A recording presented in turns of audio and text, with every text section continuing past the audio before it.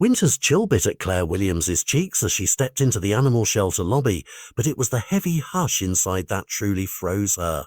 The world beyond the glass doors crackled with wind and barren trees. Here, only a profound stillness pressed down on them. 6-year-old Emma stood clutching her mother's coat hem, her small fingers trembling, her eyes fixed ahead, and nowhere else. Where other children's gazes flicked with curiosity, Emma's stayed distant, as though searching for something lost long ago, and sometimes even she didn't know what that was. Claire's heart tightened at the memory of Captain Robert Williams, taken by a training explosion exactly 8 months earlier, and at the even more painful silence that had followed Emma's first words. Would the right dog be able to bring Emma back? Claire forced herself to take a steadying breath and hope for a spark. Claire had read countless articles claiming that gentle dogs could coax grief-stricken children from their shells. Janet, the kind-faced volunteer guiding them down row after row of barking kennels, spoke softly of friendly pups and healing bonds. Yet Emma barely blinked at each new face, her expression unmoved and her posture locked in quiet resignation. Claire swallowed her rising dread. Maybe the next hall would hold an answer, Janet said, offering a gentle smile, one more hopeful step before retreat. But Emma's silence endured, and the echo of Claire's own unspoken prayers filled the emptiness. A restricted door at the end of the hallway hummed with a hidden promise. Emma's feet carried her toward the faded metal sign without a sound, her small hand easing the latch open.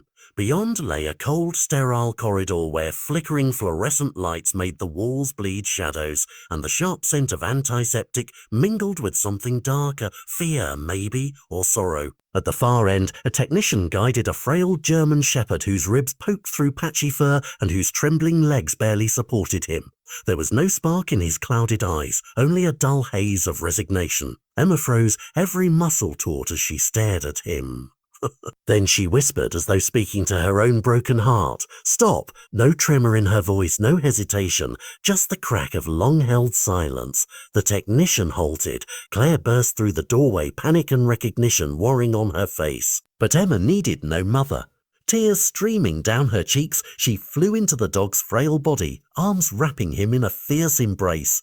"This is Daddy's dog," she said, voice trembling yet unwavering. "His name is Shadow." Claire knelt beside them, disbelief tightening her throat as she spotted the scar and the faded military tattoo on Shadow's ear, marks her husband had once described in a whispered conversation about his deployment. As Emma's small hand stroked Shadow's flank, his head lifted, leaning weakly into her warmth for the first time in forever.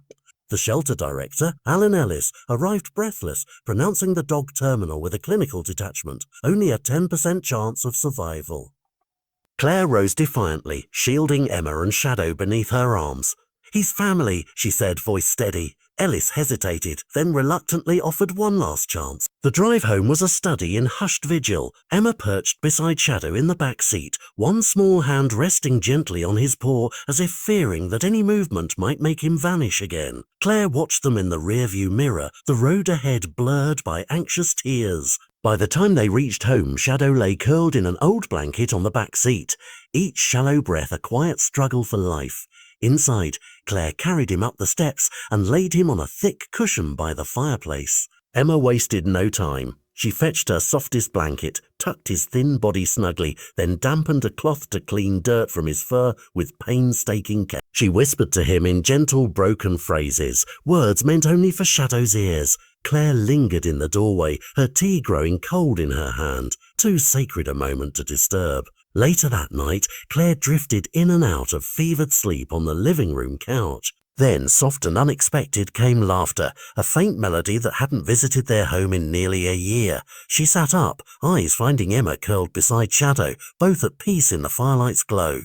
Could it be? Could the laughter be Emma's, finally breaking free? Just after midnight, peace shattered with a thud and a guttural groan. Claire jolted upright as Shadow convulsed in violent, unnatural twists, foam lining his mouth. She dropped beside him, cradling his head, murmuring his name through tears. Emma appeared at the stairs barefoot and wide-eyed, silent but resolute as she hurried to her mother's side. Minutes later, Claire raced Shadow to the emergency veterinary clinic. Emma buckled in beside him, clinging to his blanket. In the antiseptic glow of the clinic's fluorescent lights, Dr. Honatran delivered the crushing news. Shadow had suffered a severe neurological episode, multiple systems failing, and the prognosis was bleak. Claire sank into a chair, her heart leaden. Oh. Emma, clutching the blankets, finally slept in the corner, exhaustion softening her features. Claire's eyes burned as she replayed Shadow's symptoms. Something didn't add up. Maria Ramirez slipped in quietly, her face ashen. A former vet tech at Oak Ridge, she handed Claire a manila folder heavy with damning evidence. Internal records revealing that Shadow and 13 other dogs had been used for illicit drug trials. TX-17, a compound meant as a sedative but toxic in high doses. Shadow had been injected 28 days earlier, doomed from the start, and his so-called euthanasia was a cover-up. Betrayal writ deep in every lab note.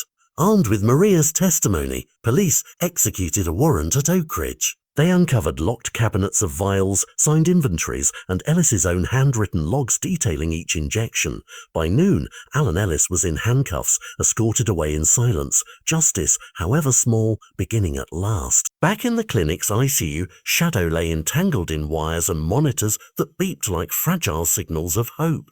Claire sat numb, Emma perched on a stool beside her. Dr. Tran offered a cautious optimism. An antidote might slow NTX-17's spread, but Shadow's body was already taxed. Claire nodded, but Emma had already climbed onto the bed, lying beside Shadow as she had on their first night home, one hand over his heart, the other stroking his ear.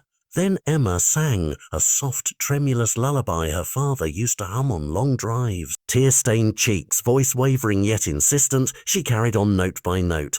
Time stretched and nothing broke the hush until Shadow's ear twitched. A faint paw movement, a gentle beep on the heart monitor. Emma's voice faltered to a whisper. You don't have to be strong alone anymore, and together they clung to each other as life, however faint, pushed back. In the days that followed, progress came slowly but surely. Shadow's head lifted, his ears perked at Emma's footsteps, and each flick of his tail felt like a victory. Emma never left his side, reading picture books aloud, holding his paw through sleep, and whispering promises only a child could truly keep. Claire noticed that Emma's own voice returned in soft everyday sentences. He's thirsty. He likes that song, proof that healing was a two-way street. Once Shadow's service records were verified, the Army sent an officer with a certificate of service and a posthumous Medal of Honor, awarded to Shadow for his combat duty with Captain Williams. Claire held the medal with tears in her eyes. It was always meant for him, she whispered. Emma placed it gently on Shadow's blanket and breathed welcome home. On an overcast morning, the family visited Captain Robert Williams's grave. Emma stepped out first, carrying wildflowers she'd picked herself. Shadow followed, each paw steady and confident. At the footstone, Emma laid her flowers and set down her crumpled drawing, I will be your friend, beside them. And Claire knelt, voice thick, praising Emma's courage. He would have been proud of both of you. Shadow sniffed the headstone once, then sat alert, as though delivering a final mission report. A single soft bark echoed through the silent rows of marble, a salute to the fallen and to new beginnings. Claire reached for Emma's hand, and together they turned away, Shadow trailing loyally behind. As they walked, Claire glanced at her daughter. We're home now, sweetheart, she said, voice warm and sure, and we're whole again. Beneath the grey sky and the hush of remembrance, grief's weight gave way to something stronger, enduring love and love's quiet promise of healing yet to come.